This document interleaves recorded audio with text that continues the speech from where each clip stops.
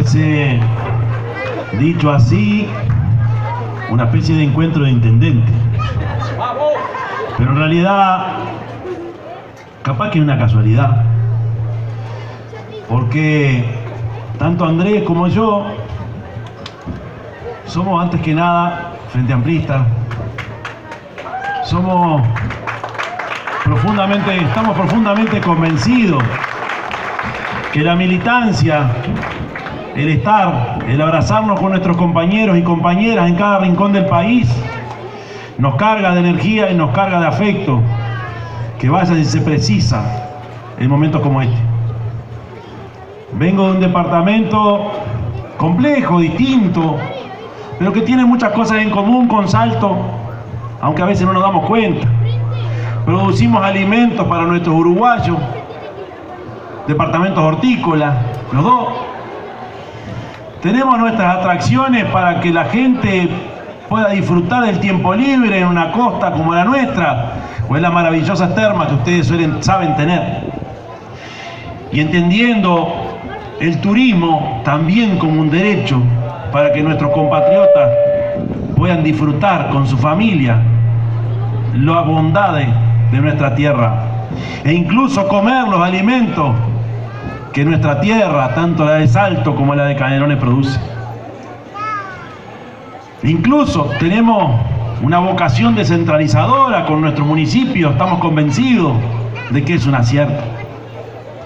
Entonces, en medio de estas casualidades de ser intendente los dos y de venir de departamentos con cosas parecidas a pesar de la distancia, hoy nos encuentra aquí en un proceso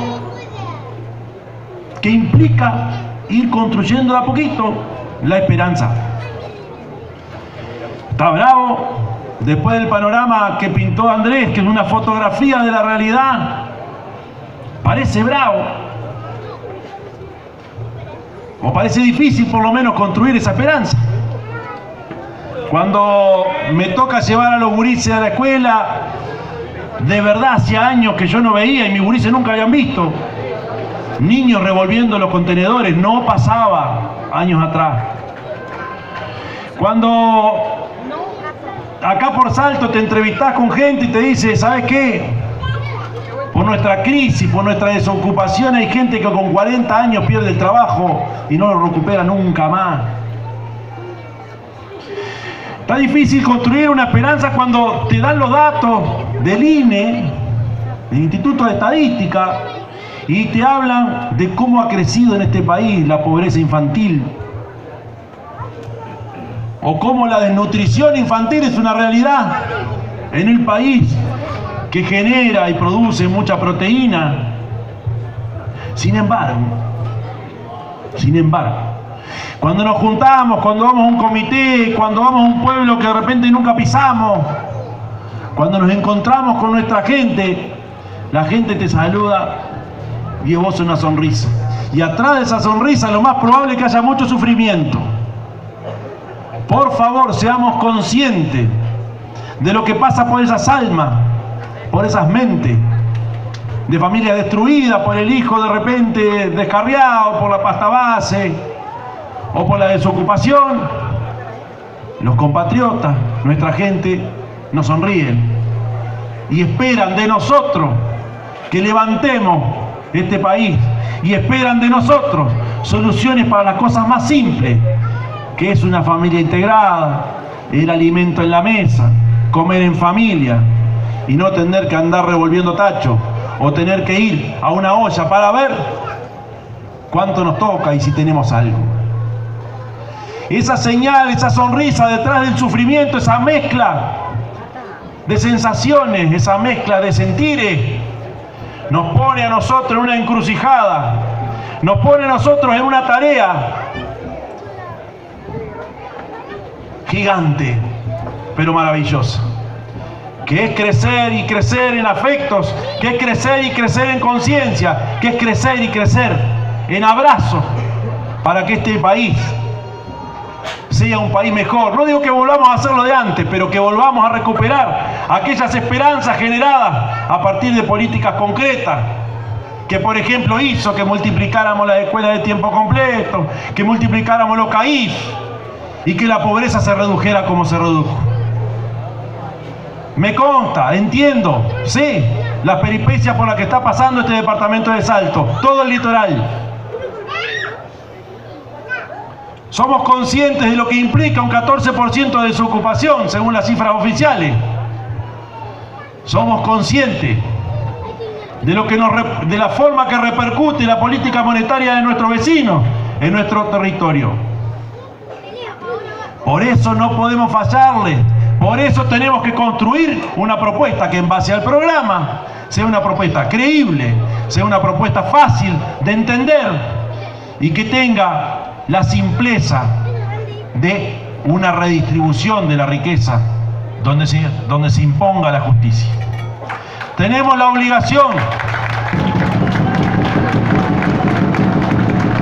obligación de construir un país que se desarrolle, que crezca. Y eso es la única forma que es posible que ocurra. Y en el programa está, es que consideremos cada palmo del territorio como parte fundamental en el crecimiento nacional. Y no olvidemos y no dejemos de lado los territorios más alejados de la capital, los más alejados del puerto, al revés. En nuestro programa aparece el término de territorialidad a la hora de llevar adelante este proceso de crecimiento, donde cada palmo del país se le merece la mejor de las atenciones. Y en algunos lugares habrá que desarrollar la agricultura, en otros la ganadería, y combinar todos estos crecimientos para que, por ejemplo, tengamos, como pasa hoy en el centro del país, señales luminosas, como por ejemplo mano de obra, como por ejemplo trabajo, a partir de lo que hicimos, de lo que se logró hacer con UPM. No está mal pensar para Salto políticas diferenciadas a la hora de adquirir los productos, y ahí hay algunas propuestas interesantísimas que vale la pena explorarlas, que vale la pena estudiarlas y llevarlas adelante, como por ejemplo la posibilidad de importar. ¿Por qué no analizarlo? Dudo que solo con los tributos lo logremos, solo con impuestos lo logremos. No podemos estar esperando permanentemente a ver cómo marcha la moneda del país vecino, sino que tenemos que generar proyectos de impacto, de inversión en estos territorios para que el crecimiento sea una realidad. Y para eso, ¿por qué no explorar la expansión del ferrocarril central hacia esta zona? ¿Y quién te dice la posibilidad de seguir al norte buscando los productos del Paraguay? Hay que pensar en grande, hay que pensar con la cabeza que siempre supo instalar el frente cuando le tocó ser gobierno. Y vaya si hicimos obras, vaya si hicimos desarrollo, y nos faltó, por supuesto. Hay que pensar en proyectos de inversión turística, por supuesto. Hay que pensar en aprovechar la inteligencia acumulada en la Universidad de la República, que la tienen acá en Salto y que es un lujo, y que hay que darle mucho más presupuesto, porque en época de pandemia, todos supimos lo que estaban haciendo acá en Salto, o en el noroeste. La Universidad de la República se posicionó como tenía que hacerlo en su momento. Y hoy vemos cómo se retasean los recursos, cómo se le niegan los recursos que tanto dijimos, que dijeron todos, ellos también, que era necesario adjudicar o vertir. Una universidad que se desarrolla, un modelo turístico que hay que explotar, que hay que potenciar, la logística vinculada al ferrocarril, la logística vinculada al río, la generación de energía. Aquí ustedes en Salto tienen en la Universidad de la República un desarrollo del estudio, o el estudio concreto de la energía fotovoltaica como no hay en ningún otro lugar del país. El Uruguay, que construyó el Frente Amplio, por ejemplo, supo instalar la universidad pública, sea con la Universidad de la República o con la UTEC, hasta hace poco en 16 departamentos, capaz que hoy son más. Ese tipo de estrategias son las únicas que nos van a permitir pensar en eso que dije al principio, la construcción de un modelo de desarrollo que nos involucre a todos. En algún momento el Pepe había planteado la regionalización para pensar en estas cosas. Hay que profundizar en eso. Por otra parte, La construcción de la esperanza también tiene que ver con política concreta para nuestra infancia y nuestra adolescencia. Hay una ley que impulsó Cristina Lustberg, que hoy fue aprobada por unanimidad. Se tomó el trabajo de visitar cada uno de los partidos, incluso al presidente de la República, para convencerlo. Porque ahí está la mejor resolución de los problemas de los próximos años.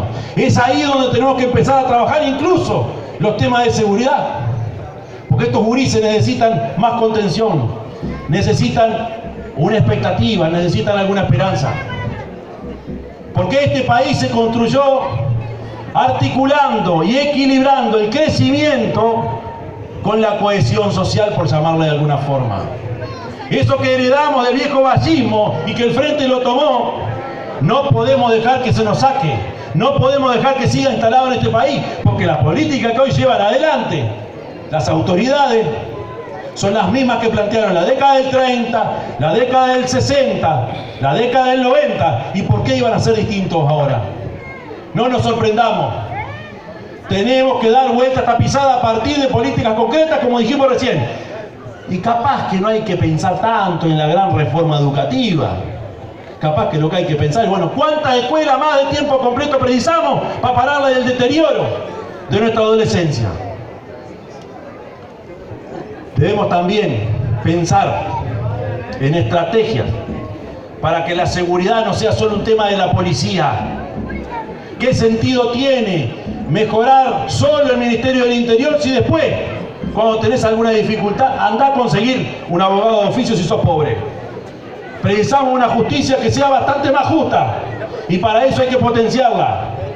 No se resuelve solo los problemas de seguridad pensando en cómo resolvemos los temas de policía. Es también pensando en una fiscalía potente, en abogados de oficio potentes, en el acceso a la justicia democrático para todos, y hoy sabemos que estamos lejos de eso. También tenemos que pensar en esas estrategias que incluso entiendan que por día, por ejemplo, de nuestras cárceles salen unas 20 personas.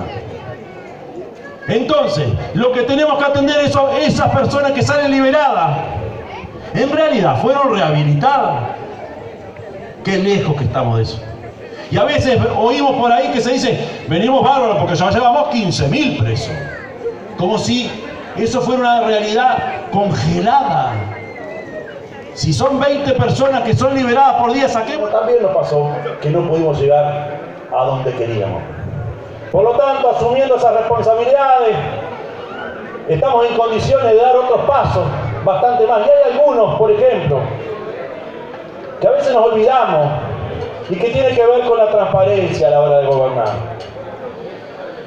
Hace pocos días nos enteramos de un fenómeno dramático en Ecuador, donde uno de los candidatos fue ejecutado, lo asesinaron.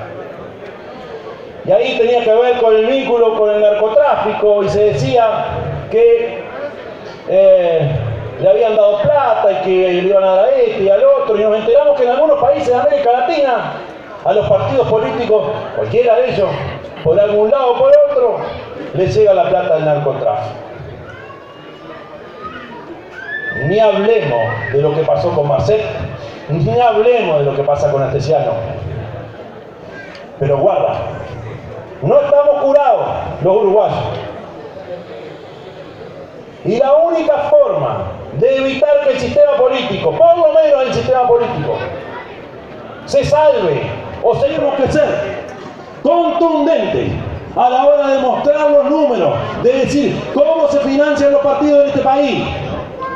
Porque 2 por 3 aparece algún rico, antes no, pero ahora en la última elección aparecían con los bolsillos así. E incluso hasta se vanagloriaba de decir, estoy poniendo tanta plata para esto. Eso es obsceno y eso es peligroso. Entonces, hoy más que nunca, tenemos que volver a instalar, no importa si sale ahora o sale después, pero nuestra idea es clara: transparencia, igualdad de oportunidades para mostrar las propuestas de cada uno de los partidos y terminar con la obscenidad de estas campañas que a vos te dicen, no, la próxima elección 50% más, y ahí te querés morir, porque todo es caro. y el acceso a los medios, y el acceso a la publicidad. Y esa forma, la única forma de frenar ese riesgo que en América Latina campea, es mostrando y teniendo leyes claras de cómo se financian los partidos. Lo digo porque parece que no hubiésemos olvidado. Y además, a la hora de gobernar, nosotros fuimos, el Frente Amplio fue el que creó e impulsó la ley de acceso a la información, que incluso hasta nos contó algún dolor de cabeza, y bienvenido sea, porque la gente tiene derecho a saber lo que pasa. Está difícil hoy conseguir la información cuando se pide, pero la ley está. Debemos ser cada vez más transparentes. No podemos jugar con la ética de la política. La política no es un juego y tenemos que ser capaces de mostrar todo. Y si nos toca de repente pagar las consecuencias, y las pagamos. Esa crisis de representatividad de las estructuras partidarias que pasó por Europa y se llevó puesto a los partidos franceses, ha llevado a ver que miraban a estar los partidos históricos de Chile, por ejemplo. Nosotros no somos lo mismo que Argentina, está claro. Podemos permitirnos decir las medias verdades, tenemos que ser claritos. Terminemos con la mentira en la política y es la única forma de recuperar la confianza en el sistema, porque la otra vez le daban los resultados del latino barómetro. Y ahí decía, en Uruguay hay un 15% de la ciudadanía que no cree en la democracia. Ah, sí, un 15%. Guarda con eso. Porque está bueno preguntar a la gurizada nueva qué está pensando y qué cree. Y para eso tenemos que ser francos, claritos, transparentes. Y eso implica un proceso propio, no de flagelarnos, porque ya hicimos nuestra autocrítica y parece como que tuviera que ir al cura a confesar. No. Implica estar dispuestos a mostrar absolutamente todo y estar dispuestos a recibir las propuestas de la gente y explicarle a la gente porque hay cosas que se pueden hacer y otras que no se pueden hacer. Porque a veces, por ser políticamente correctos, y las cosas las decimos medio como entre dientes, no nos van a perdonar. No es de una vez y para siempre, hay que alimentarla. Y la confianza de ida y vuelta. Y la ética en la política, la ética de izquierda en la política, es una cosa seria. Cuando me preguntan ¿por qué sos de izquierda? ¿Y qué es ser de izquierda? Capaz que gritar fuerte, hacerte de barra brava. No. Ser de izquierda es confiar en la gente. Ser de izquierda es confiar en la capacidad de decisión que nuestra gente tiene en el territorio, en el lugar donde le toca estar. Ser de izquierda es creer en la democracia y creer en la libertad. Y creer en la igualdad y la solidaridad como principios fundamentales. No nos van a robar a nosotros la bandera de la libertad, ni Milei ni nadie más. De entender que somos unidad en la diversidad y esa riqueza es la que nos hace fuertes. Muchas gracias, compañeros.